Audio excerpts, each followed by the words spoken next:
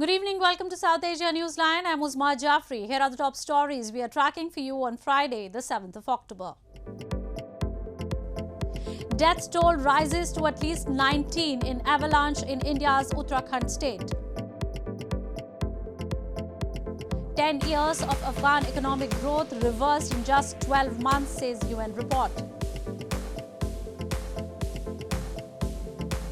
And Sri Lanka's top court allows proceedings against former President Gotabaya Rajapaksa. And now for all the details. Rescuers in India's Uttarakhand state recovered more bodies of mountaineers on Friday, bringing the confirmed death toll to at least 19 from an avalanche in the Himalayan region. Search operations to find 10 others were still underway till the last reports came in. The death toll in an avalanche in the Himalayas rose to at least 19, Chief of India's northern Uttarakhand state Pushkar Singh Dhami said on Friday. A group consisting of 34 trainees preparing for high-altitude navigation, who were accompanied by 7 instructors, was caught in the avalanche on Tuesday. The group had been making its way back from a mountain peak, Draupadi Ka Danda 2, at 5,670 meters when the avalanche struck. Dhami said rescue operations were going on continuously in the area to recover bodies and search for the survivors. Inclement weather forced rescuers to continue their operations from a different helipad in Harsil, a police official said. जी ये जो 4 dead bodies recover की गई थी पहले ही दिन वो आज ही Harsil helipad आई पहले उसके बाद से वाहन के माध्यम से आज ये डिस्ट्रिक्ट हॉस्पिटल उत्तरकाशी आई है क्योंकि मौसम बहुत ज़्यादा ख़राब हो रहा था इसलिए एएलएच जो अपनी सॉर्टी नहीं लगा पाया मातली तक। उत्तरकाशी में अभी तक जो जानकारी मिली है 19 जो बॉडी हैं वो अभी तक रिकवर्ड हो गई हैं, मिली हैं और रेस्क्यू ऑपरेशन लगातार चल रहा है। The group mainly consisted of trainees from the Nehru Institute of Mountaineering, a well-known state-run mountaineering school. In 2021, at least 8 people died and 384 were rescued after a glacier broke, triggering an avalanche in the hill state known for adventurous treks. Pakistan's Prime Minister Shehbaz Sharif has called opposition PTI party chairman Imran Khan the biggest fraudster, alleging that he wants the country to face a similar situation like Sri Lanka. He warned that if Khan once again comes into power, the country will be destroyed.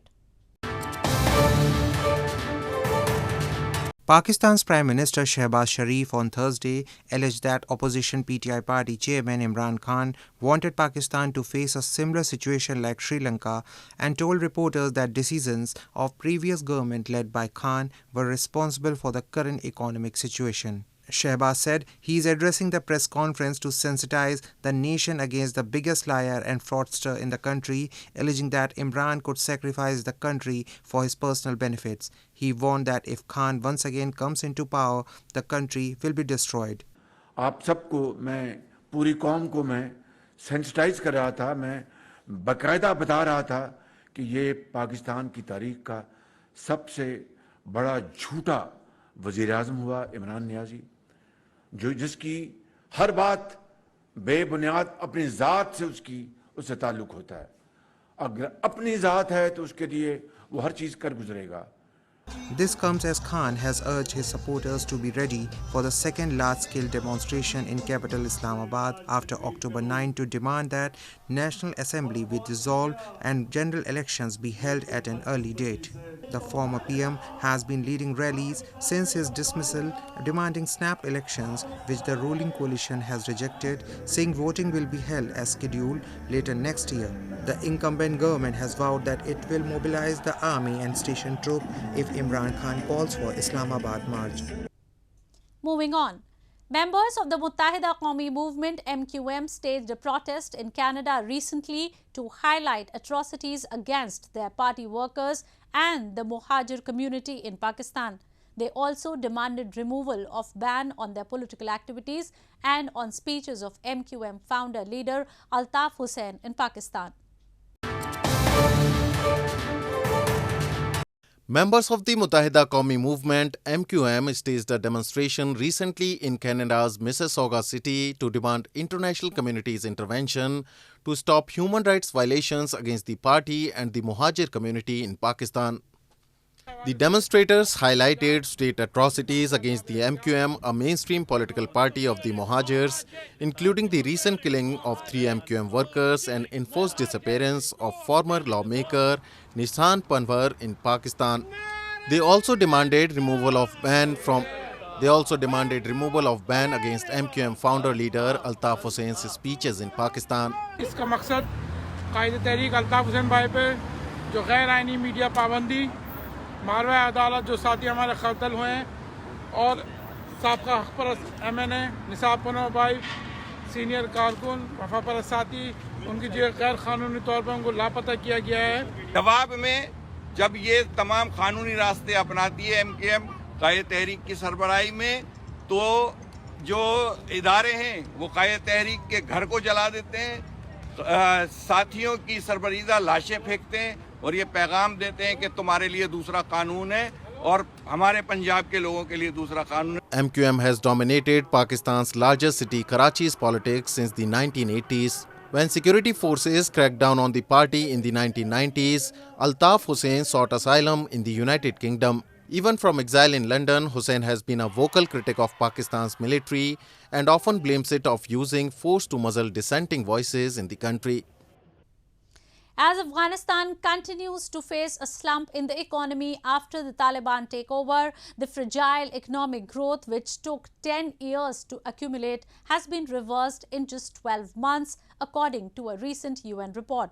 It projects that up to 97% of the population may be at risk of sinking below the poverty line by next year. The United Nations Development Programme (UNDP) has said that the Afghan economy has suffered a catastrophic fall in the last year, projecting that up to 97% of the population may be at risk of sinking below the poverty line by next year unless a response to the country's political and economic crisis is urgently launched. According to the UN report that was released on Wednesday, the Afghan economy lost around $5 billion after the Taliban took control and had a gross domestic product of only about $20 billion before Taliban took control of the country. The report added that already declining regular economy as opposed to the black market lost nearly $5 billion after August 2021 and is reversing in 12 months what had taken 10 years to accumulate. As per a UNDP analysis, prohibiting women from working could lead to a loss of up to $1 billion or up to 5% of the nation's GDP. The report also revealed a disturbing and consistent pattern of human rights violations by the Taliban, in line with the previous findings of the High Commissioner for Human Rights that continue to take place in the war-torn country. The international community has made ensuring human rights, especially rights of girls and women, as key demands for any future recognition of the Taliban administration. Afghanistan's assets, which have remained frozen due to sanctions, have severely hampered banking, business and development, leading to greater insecurity, poverty and isolation. In news from Sri Lanka, Sri Lanka's top court has granted permission for proceedings against former President Gotabaya Rajapaksa, the rights group which filed the case against him said in a statement on Friday.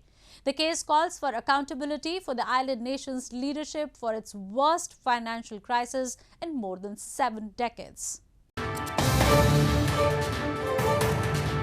Sri Lanka's Supreme Court has granted permission for proceedings against former President Gotabaya Rajapaksa. The rights group Transparency International, which filed the case against him, said in a statement on Friday, calling for accountability for the island nation's leadership for its worst financial crisis in more than 7 decades. The court also agreed to allow proceedings against the country's former Prime Minister Muttahida Rajapaksa, former Finance Minister Basil Rajapaksa, and 2 of its former central bank governors. The South Asian island of 22 million people is battling its worst economic strife in 70 years, as the debt crisis has led to an acute dollar shortage to pay for essential imports of food, fuel and medicine, a plunge in the rupee currency and runaway inflation. The top court has ordered the Auditor General will have to conduct an audit and submit a report by November 30 on the decisions by Rajapaksa administration in respect to setting the value of the Sri Lankan rupee at rupees 203 against the US dollar and delay in seeking IMF assistance, among others. Gotabaya Rajapaksa, who was the then president, fled the country in July after a public uprising over the months-long economic crisis, and the new president Ranil Wickremesinghe has now an uphill task to put the country's heavy debt back on track, maintain political stability, and finalize a $2.9 billion bailout plan from the International Monetary Fund. Moving on. The UN rights body on Thursday renewed the mandate of a UN office to collect and preserve evidence of alleged wartime human rights crimes in Sri Lanka, despite opposition from the government and allies, including China. The UN Human Rights Council on Thursday renewed the mandate of a UN office to collect and preserve evidence of alleged wartime human rights crimes in Sri Lanka, despite opposition from the government and allies including China. During a vote on the draft resolution, 20 nations voted in favor in the 47-member council. 7 voted against it, including China and Pakistan, and 20 abstained, including India, Japan, Nepal and Qatar. China and several other countries supported Sri Lanka's view that the monitoring amounted to meddling. Sri Lanka's Foreign Minister Ali Sabri said the country categorically rejects the resolution presented without its consent despite efforts to engage with the main sponsors. Sri Lanka categorically rejects the draft resolution HRC/51/L1 presented without our consent despite our effort to engage with the main sponsors. While this resolution may meet the objective of advancing the domestic political consideration of the sponsors, it manifestly unhelpful to Sri Lanka. We call on the members of this council to reject it by a vote. The resolution renews the mandate to observe Sri Lanka's progress towards establishing a credible investigation into alleged war crimes during the civil war that ended in 2009 and promote demilitarization of its north and eastern regions. The UN Refugee Agency estimated in 2010 that the final stages of the civil war had internally displaced around 300,000 Tamils. The renewed resolution also called for the government to investigate and prosecute former and current public officials who triggered the country's worst financial crisis. India's Jammu and Kashmir has received 16.2 million tourists this year, the most in 75 years, which Prime Minister Narendra Modi's government has said is a sign of economic development in the strife-torn region.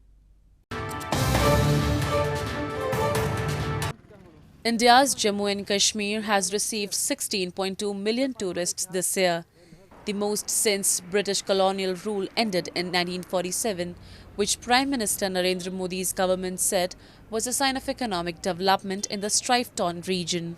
Known for its snow-topped Himalayan mountains, fast-flowing rivers, Mughal-era gardens, alpine meadows and houseboats around the beautiful Dal Lake, the Union Territory has seen a resurgence in domestic tourism since most COVID-19 restrictions ended this year. Piyush Goyal, India's Trade and Industries Minister, wrote on Twitter, "Kashmir coming alive." He said the government's transformative initiatives and reforms to uplift Jammu and Kashmir have given a major thrust to tourism. Vast majority of visitors are domestic tourists, as foreign tourists need a special pass to visit most parts of Jammu and Kashmir. The record tourists' arrival are a boom for PM Modi's government, which withdrew the region's status as a state in 2019 in reforms it said were aimed at integrating it with the rest of the country. Along with horticulture and agriculture, tourism is an important industry for Kashmir, accounting for more than 7% for its economy, according to government data. Last month, a top government official inaugurated a multi-screen cinema hall in Srinagar, the largest city in Kashmir, more than 2 decades after cinemas were closed there due to threats by terror groups affiliated to Pakistan-based terror outfits. Well, that's all we have for you from South Asia this evening. Now our viewers can watch the show on SouthAsiaNewsline.com. You can also visit us on Facebook.com/SAsiaNewsline and follow us on Twitter @SAsiaNewsline. That's all in tonight's edition. We will see you same time next week. Have a great weekend. Good night.